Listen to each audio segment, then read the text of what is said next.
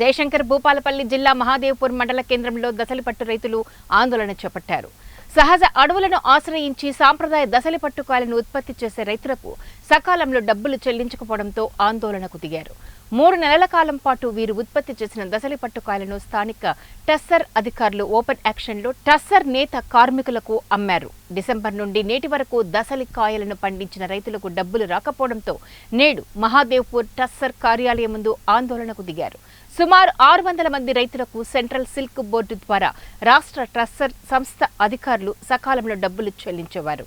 అధికారులు ఓపెన్ యాక్షన్లో రైతుల పంటను డిసెంబర్లోనే అమ్మినప్పటికీ నేటికి డబ్బులు జమ కాకపోవడంతో రైతులు తీవ్ర ఇబ్బందులకు గురవుతున్నారు. తమకు వారం రోజుల్లోగా డబ్బులు చెల్లించాలని రైతులు అధికారులను కోరుతున్నారు.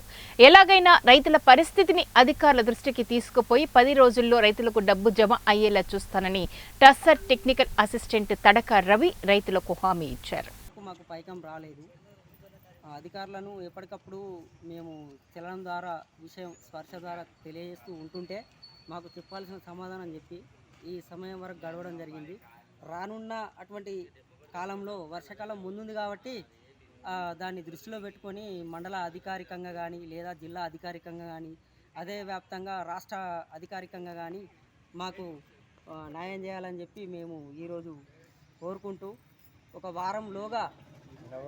వారంలోగా మాకు ప్రతి ఒక్క రైతుకు ఈ మాదేపూర్ క్లస్టర్లో ఉన్నటువంటి 600 కుటుంబాలకు ఏ రైతులైతే ఉన్నారో ఆ కుటుంబాలకు ప్రతి రైతుకు కూడా ఆ యొక్క డబ్బులు చెల్లించవలసిన